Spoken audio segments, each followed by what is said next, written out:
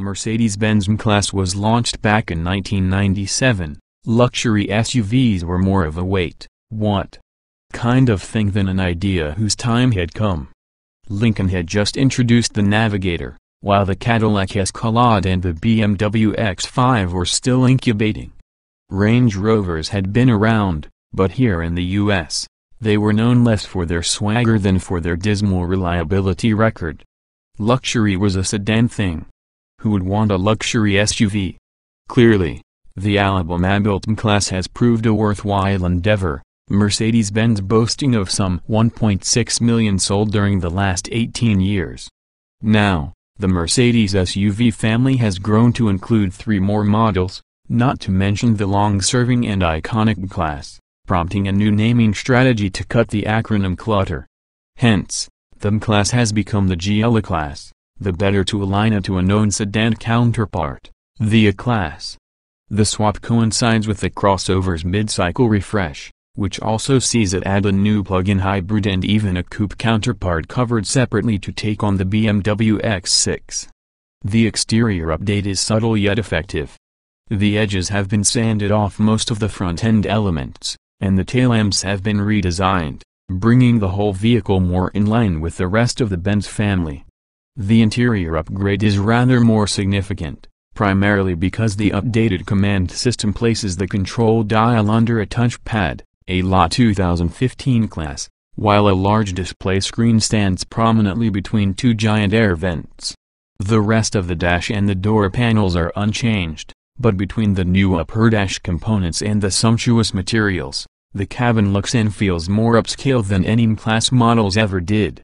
The GLE will be sold in no fewer than 5 versions in the U.S. The gas-powered GLE-350 and GLE-400 models, the GLE-300D, the new GLE-550e plug-in hybrids have states only, and the stock and 550 and 577 horsepower GLE-63 AMG models. Unfortunately, our brief drive time through the Austrian mountains was limited to the GLE-250D diesel, the name of the GLE-300D in other markets, and the GLE-550e plug-in hybrid. A familiar diesel, our initial impressions suggest that, as far as the diesel-powered GLE is concerned, everything we experienced when we tested the ML250 BlueTech a few months ago carries over. The torquey 4-cylinder, which produces 201 horsepower and 369 lb-ft, feels quicker than the specs suggest. We saw an 8.3 second 0 to 60 mph time in our testing. All GLE models use a 7-speed automatic transmission, although a new 9-speed unit is available in the coupe.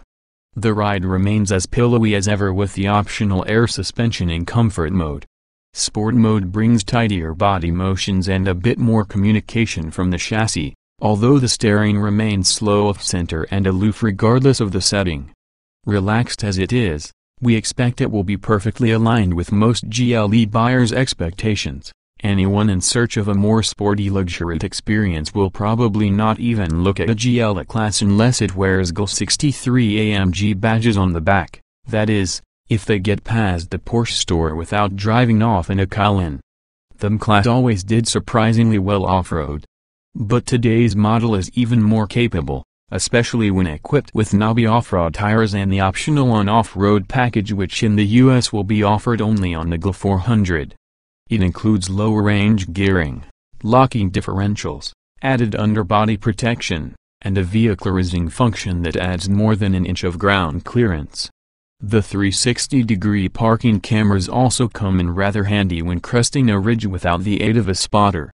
Of course, the typical GLE-class will never see dirt beneath it, but it's nice to know that, just in case Armageddon falls upon us, or a stalled truck blocks the entrance to Barney's, one can hop a curb and trample the impatiens with aplomb. A new FEV, at roughly 5,400 pounds. The GLE-550e 4MATIC plug-in hybrid is a lot porkier than the GLE-300D, but with 436 horsepower and 479 lb-ft of torque from its combo of a 329 horsepower V6 and 114 horsepower electric motor, it's much faster. Mercedes estimates a 0 to 62 mph time of 5.3 seconds, which compares rather favorably to Porsche's 5.4-second estimate of its 416 horsepower Cayenne S Hybride's 0-60 sprint. Rather more to the point is the hybrid's ability to travel some 19 miles at speeds up to 81 miles per hour purely on electrons. When left in its default hybrid mode, one of 4 powertrain settings that also include SUV, charge, and electric-only modes, we found that the vehicle cruises along using battery power nearly all of the time, with the gas engine slipping into and out of the picture with the subtlety of a jewel thief. Insofar as silent speed is consistent with luxury, and Tesla has certainly proved that it is, the GLE-5 50e feels pretty spot on. Consider this a preemptive strike against the Model X. The bulk of the GLE-class lineup arrives in showrooms in August, at prices ranging from $52,025 to $65,525 for non-AMG versions. AMG models ring in at $100,875 for the GLE-63 AMG and $108,025 for the S model. More pricing info for the lineup can be found here. We're still awaiting prices for the plug-in hybrid, which arrives in September, but we've been advised it won't be cheap. Despite the new name, Mercedes is not really blazing a new trail with the GLE-class. But with an improved interior and a broader model range, it is better able to cover the wide spectrum of the segment it helped create.